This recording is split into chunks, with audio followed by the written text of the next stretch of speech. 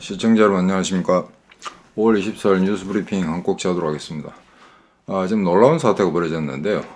러시아 본토 내로 우크라이나군 병력이 진입했다. 이런 뉴스가 있어서 그거 좀 알려드리려고 합니다. 원래는 좀 더 자세한 정보를 파악해서 주말에 용정오투 시간에 보내드리려고 했는데 이게 대표님이 좀 급한 뉴스라서 빨리 내보내는 게 좋겠다라고 말씀하셔서 제가 여기 오늘 앉았는데요. 간단히 개요로 말씀드리고 그 다음에 그 여파, 그 다음에 우크라이나 측에서 노리는 게 뭐냐 이런 걸 좀 분석해 드리기로 하겠습니다. 일단 경과는 이렇습니다. 우크라이나 군이 아니고 자유 러시아 군단이라는 게 있습니다.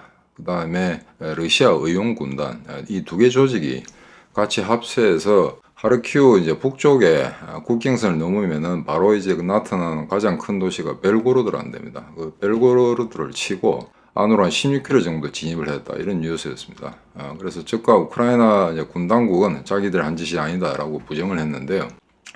그래서 지금 이 두 조직이 지금 어떻게 되냐 그러면은 사실은 이데올로기적으로 굉장히 이제 좀 다른 조직입니다. 그러니까 자유 러시아 군단이라는 거는 원래 러시아에 소속에 있다가 푸틴 세력에 이제 반대해서 우크라이나군에 붙어서 싸우는 조직입니다. 별도의 조직입니다. 그 다음에 러시아 의용군이라는 거는 이제 우크라이나와 관계없이 러시아 내부에 반푸틴 이제 저항 세력이죠. 근데 이 사람들은 이제 굉장히 뭐라 그럴까 좀 민족주의적인 어떻게 보면은 거의 뭐 이렇게 네오나치 같은 그런 식의 이제 성향을 가진 조직인데 어떻게 이 조직이 얼마 며칠 전에 같이 공조하겠다라고 발표를 하자마자 이런 사태가 벌어졌습니다. 그래서 일단 거기에 보니까 이 친구들이 이제 정규군도 아니고 그렇게 훈련을 받은 군대는 아닙니다만 이게 중대 규모 원래는 이제 각 몇 개 수개 대대를 가진 병력입니다만 이번에 러시아 영내로 들어간 병력은 한 2개 중대 정도 되는데 미국산 장갑차를 들고 들어갔다는 이야기가 있습니다만 중간에 문제가 될 것 같아서 이동 도중에 이제 갈아탔다. 우크라이나에서 제공한 차량으로 갈아탔다는 이야기가 있습니다. 그래서 관련 영상에 보면은 이제 T-70 전차 하나도 발견되고 있고요. 그 다음에 대부분 이제 뭐 험비, 미제 차량도 약간 보이는 것 같습니다. 실제 전투에 사용됐는지는 모르겠습니다만. 그리고 수대 장갑차를 끌고 들어갔는데 이거는 완전히 이제 러시아군이 전혀 예상치 못했던 거죠. 국경 내로 설마 침범하겠느냐. 그래서 거기에 이 세력들이 들어가니까 그 국경 수비대 외에는 뭐 별로 병력이 없었던 모양입니다. 그래서 이제 완전히 파고 들어갔는데 문제는 뭐냐면 벨고로드에서 남서쪽으로 좀 떨어진 지점에 그라이보론이라고 있습니다. 지금 아마 그 자유러시아 군단하고 러시아 의용군이 끝까지 이제 진입해서 시가전 일부 들어갔다 이런 뉴스가 있었는데 이 그라이보론이 왜 중요하냐 그러면은 거기에 핵무기 저장소가 있습니다. 그래서 급하게 이제 러시아군이 그 무기를 빼냈다 이런 뉴스도 나오고 있는데 이것도 좀 어처구니가 없죠. 우크라이나와 전쟁을 하고 있는 나라가 그것도 국경에 가장 가까운 그리고 벨고로드라든가 그 주변에 그라이보론이라든가 이런 지역은 사실은 그간에 이제 수차 테러가 발생했었습니다. 그리고 벨고로드 같은 경우는 특히 이제 병창기지, 그 다음에 유류 저장소 이런 게 있기 때문에 그간에 뭐 셀 수도 없을 만큼 우크라이나군에 공습이 있었고요. 근데 거기에 핵무기라든가 여러 가지 이제 물자 군수품을 그대로 적재해 두고 있었다는 것도 이제 굉장히 태만한 그런 태도였던 것 같은데, 그래서 22일 날 이 사태가 벌어져서 이제 23일 하루 이틀간 전투가 벌어졌고 지금 현재는 소강 상태인 것으로 그렇게 알고 있습니다. 그래서 러시아군 측의 주장하고 우크라이나 쪽의 주장, 그 다음에 이 두 단체의 주장이 좀 엇갈리기 때문에 어떻게 되는지는 모르겠습니다만 치고 들어간 이 러시아 의용군, 그 다음에 자유러시아 군단, 얘들은 뭐 크게 뭐 국경 수비대 한 명 정도 사살했다. 그 다음에 나머지는 다 도망갔다. 별로 사상자는 없다라고 했는데 러시아 측은 어제 러시아 영내로 침범한 70명의 병사들을 살해됐다, 사살시켰다, 뭐 이런 걸 보도를 냈습니다. 실제 그 정도 많이 죽는 건 모르겠습니다만 일단 그건 러시아 측 주장이고 그래서 16km 들어갈 때까지 전혀 러시아군 병력이 동원되지 않다가 나중에 이제 병력을 규합해서 일단 몰아낸 모입니다. 그러니까 이게 중대 정도니까 뭐 그래 큰 병력은 안 되죠.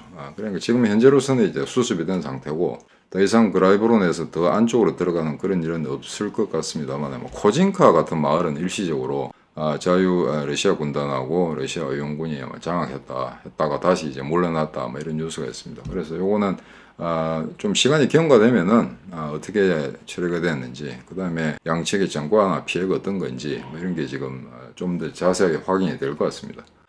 그리고 중간에 이제 군용 헬기까지 러시아에서는 다급하니까 군용 헬기까지 도입을 했는데 미8 헬기 하나가 떨어졌다 하는데 그건 이번 작전과는 무관하다 뭐 이런 발표도 있습니다. 물론 이 러시아 측의 발표인데요. 그래서 지금 이게 이 두 단체가 러시아를 치겠다, 러시아 푸틴 정권을 몰아내겠다고 정치적인 메시지를 던진 다음에 바로 불과 한 48시간, 72시간 만에 이런 이제 테러 행위를 하게 됐는데 당연히 우크라이나로서는 이제 하지 않았다고 이야기하죠. 그리고 일단 이렇게 문제가 왜 좀 민감하냐 그러면은 미국으로서는 여하가는 무기는 제공해주되 러시아 영내로 들어가서는 안 된다는 단서 조항을 붙였습니다. 그렇기 때문에 지금 뭐 전투기 앞으로 공유될 F-16이라든가 전투기 이런 것도 그걸 가지고 절대 이제 러시아 본토를 갖다가 치는 그런 작전에 써서는 안 된다는 게 이제 하나의 이제 제한 요건인데 자 이렇게 되면은 이거 아마 러시아로서는 프로파간다로 쓰기가 굉장히 좋을 것 같죠. 자 봐라 너희들이 네오나치가 없는 줄 알았더니 자 봐라 사실은 네오나치와 거의 유사한 러시아 의용군 같은 이런 조직이 러시아 본토를 쳤다. 그냥 이거는 그냥 좌시할 수 없다. 역시 나토, 미국, 너희들은 이제 믿을 바가 못 된다. 이렇게 이제 프로파간다에 동원할 가능성이 있습니다. 자, 그러면 우크라이나 왜 이런 짓을 했을까? 물론 이제 우크라이나는 이 두 조직의 연계를 부인하고 있습니다만, 정치 군사적 양쪽 측면에서 보자면 일단 정치적으로는 굉장히 쇼크에 빠졌을 겁니다. 러시아 일반 국민들이나 특히 국경 지역에 사는 주민들, 설마 우크라이나 군 또는 우크라이나를 지지하는 군사 조직이 국경을 넘어서 러시아 안으로 들어오지는 않을 거다. 물론 그간에 헬기라든가 강습 부대가 일시적으로 들어갔다 나온 적은 있습니다만 이렇게 지상군이 장갑차를 타고 진입한 경우는 이번에 처음이었거든요. 그래서 아마 이거는 굉장히 이제 중요한 안보상 위기가 발생했다라고 할 거고 이렇게 되면은 특히 국경 지역 그 주변에 있는 뭐 핵무기, 핵시설들 이런 걸 갖다가 다시 아마 다른 데로 옮기게 되는 이런 복잡한 과정을 거치게 될 겁니다. 그래서 그런 혼란 상태, 그다음 패닉 상태를 유도하면서 푸틴 정권과 일반 국민들 간의 간극을 넓히려는 막 그런 어떤 의도가 있다고 봐야 되겠죠. 그러니까 실제 연계가 됐든 안 했건 그건 확인할 길이 없습니다만. 자, 그러면 이제 군사적으로는 어떤 이제 효용성이 있느냐 그러면은 지금 수개월 동안 우크라이나군의 중계대 공세 뭐 몇 달간 떠들고 있는데 아직 이제 본격적으로 진행이 되고 있지 않은 것 같죠.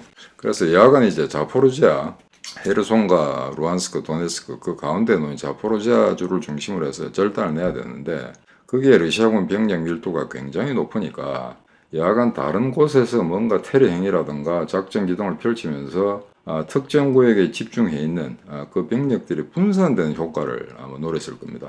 자포로지아라든가 그 다음에 우크라이나군의 주공이 침범할 수 있는 그 지역에 러시아군 수비 병력을 조금 이렇게 흐트려 놓는 그런 효과를 기대한 것이 아닌가. 그래서 만약 저게 러시아가 아니고 우크라이나 군 당국하고 굉장히 긴밀한 조율하에 진행된 작전이라 그러면은 이와 유사한 테러나 작전이 또 다른 곳에서 벌어질지 모릅니다. 그래서 작년에 여러분들 이제 기억을 되살려 보시면은 우크라이나군이 헤르손 구역을 친다 하다가 결국에는 동부 쪽을 쳐버렸거든요. 그러면서 상당한 양의 이제 영토를 회복했습니다. 이주미라든가. 그래서 이번에도 아마 그런 식의 양동작전, 성동격서작전 이런 건 당연히 이제 쓰려고 하겠죠. 일단 러시아군을 정치적으로 군사적으로 혼란에 빠뜨리는 아마 그런 이제 충격 효과는 있었을 것 같다라고 합니다만 혹자는 또 이렇게 이야기하고 있습니다. 이 건이 러시아로 하여금 프로파간다에 사용할 수 있는 가장 큰 호재가 됐다. 자 봐라. 걔들이 들어오지 않느냐. 러시아 영내로 들어오지 않느냐. 근데 이거는 사실은 말이 안 되는 게 자기들이 일단 우크라이나 영토를 침범했지 않습니까? 그러니까 우크라이나군이 또는 우크라이나군을 지지하는 세력이 러시아 영토를 침범했다라는 거는 법적으로 아무 문제가 없는 거죠. 자기들이 먼저 침범했기 때문에. 그러니까 러시아군이 우크라이나를 침범했다고 해서 우크라이나군은 러시아 국경을 절대 넘어서는 안 된다 하는 것은 미국의 희망사항이지 우크라이나군의 그 규약을 지킬 필요는 없다는 거죠. 그래서 이제 그런 문제가 하나 있고 그 다음에 서방 쪽에서 어떻게 하면은 이제 핑계를 대고 이제 발을 뺄라는, 우크라이나 지원으로부터 발을 뺄라는 그런 세력들이나 그런 이제 국가들이 있을 수가 있습니다. 이번에 히로시마에서 열린 G7 회의에서 그렇지 않았다. 어디까지나 이제 끝까지 우크라이나를 지원하겠다라는 것은 공식적으로 천명이 됐습니다만, 이런 사태가 발생했다라고 한다면은 이제 구실을 핑계를 대는 그런 세력이나 그런 인사, 또는 친러 인사 이런 날한테는 이게 하나의 호재가 될 수도 있다. 그렇게 우려를 하는 사람들도 있습니다. 하지만 일단 공식적으로는 그 우크라이나가 부인을 했는데요. 이건 아마 우크라이나 부인할 수밖에 없는 게 실제 개입이 됐다 하더라도 앞으로 계속해서 지속적으로 무기를 받아들여야 됩니다. F-16을 공유한다고는 하지만 그 훈련하는데 엄청난 시간이 걸리거든요. 그러니까 아마 그걸 실제 무기에 쓰려면 올 하반기가 되는데 지금 중계 또는 이제 하계 공세를 시작한다 하더라도 다량의 전투기를 확보하지 못한 상태에서 해야 됩니다. 그래서 과연 이런 순간에 이런 민감한 이제 대공세 준비 기간 중에 이런 식의 잽을 날리는 러시아 국내 영토로 침범에 들어가는 이게 과연 어떤 효과적인 전술적인 그런 결과들을 갖다가 담보할 수 있을까 하는 거는 이제 전문가들마다 평이 좀 나뉩니다만 일단 여기에 대해서 러시아 측의 앞으로의 이제 대응 방안 이런 걸 좀 지켜볼 필요가 있지 않나 그렇게 생각하고 있습니다. 그래서 아무튼 이번 이제 테러는 이제 이 영토 내로 러시아 영토 내로 처음으로 지상군이 침범했다. 그게 뭐 우크라이나 소속이든 우크라이나 소속이 아니든 간에 그건 별로 기술적으로 중요한 문제는 아니겠습니다. 그래서 그게 하나 큰 사건이었다고 할 수 있는데 이 우크라이나 정부의 대응 방안을 보면은 2014년에 러시아가 하던 걸 그대로 이제 되풀이하는 것 같습니다. 왜냐하면 그때 2014년에 크림반도에 문제가 생기고 내분이 생겼지 않습니까? 루안스크, 도네츠크 이런 데서 이제 친러계들이 이제 테러를 조장하고, 그다음에 우크라이나 정부를 갖다 전복시키라는 그런 움직임이 있었을 때, 그 당시 우크라이나 정부가 러시아를 비난을 했죠. 너가 거기에서 조종하고 있다라고 했더니 러시아가 뭐라고 했냐면은, 야 그거는 너가 내랑 아니냐. 우리는 관계없다. 우리는 뒤에서 조장한 적 없고, 너가 정부가 일tir하게 하니까 그런 지역에서 폭동이 일어나고 혁명 그런 분위기가 싹 트는 거 아니냐라고 발을 싹 뺐습니다. 근데 이번 사건은 또 이런 거죠. 자유러시아 군단, 그 다음에 러시아 의용군, 이거는 우크라이나 군 조직이 아닙니다. 엄밀히 이야기하면은 소위 말해서 이제 러시아 푸틴을 몰아내기 위한 레지스탕스거든요. 그리고 자유러시아 군단 여기에는 벨라루스 사람들도 좀 끼어 있습니다. 그러니까 이 사람들은 뭐냐면은 벨라루스하고 러시아가 합쳐서 일단 루카셴코와 푸틴을 몰아내자 하는 그런 어떤 공동의 목표를 위해서 이제 모인 군사 조직입니다. 자, 그러니까 우크라이나 똑같이 이야기한 거죠. 야, 이거는 너가 내전이다. 너가 관리 소홀 해가지고 통제를 잘못해서 발생한 거지. 우리는 뒤에서 조정한 적이 없다라고 하는데 이건 아마 철저히 프로파간다적 측면에 있어서도 2014년에 복수를 하고 있는 게 아닌가. 저는 개인적으로 그렇게 평가하고 있습니다. 그래서 용쟁호투도 사실은 오늘 녹화할 건데 이 관련된 내용을 좀 더 파악하려면 조금 수일이 시간이 더 걸릴 것 같은데 나중에 혹시 이제 급변한 사태라든가 이걸 계기로 또 다른 어떤 그 폭력적인 사태가 또 유발된다든지 러시아의 대응이 지금까지와는 다른 전혀 색다른 어떤 국민이 전개된다든지 하게 되면 그때그때 또 긴급 뉴스를 알려드리도록 하겠습니다. 자, 방송 이거로 마치겠습니다. 안녕히 계십시오.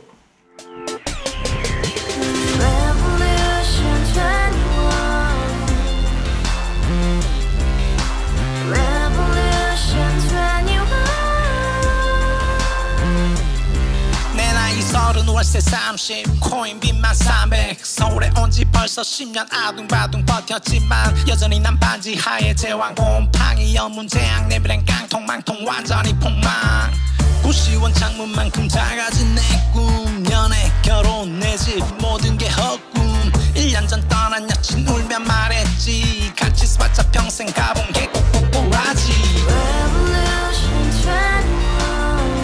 가바후스 700 나도 소유주 가바후스 700 나의 소주 택시기사 우라부지 마트 캐셔 울어무니 우리 집안 다 털어봤자 후줄 그래 개선민 내미래 거기서 팍 끝난 거지 팍 더 이상 노력 따윈 괴물이 스펙 찾아서 말리 비오는 날 알바 잘려 맨날 학원 날 개쳐 발려 밤비 내리는 양화대교 홀로 걷고 있을 때 현수막에 아로 새겨진 평당 700짜리 아파트 다같이 소리 질러 혁명 21 가바후스 700 나도 소유주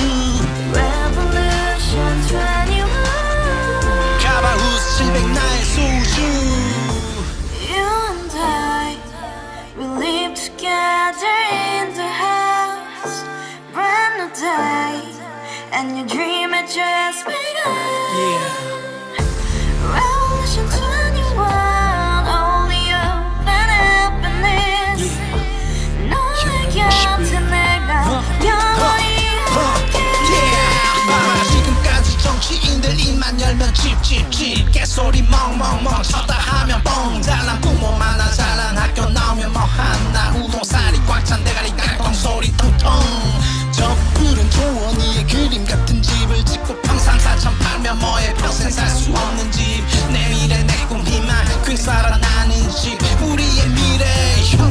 real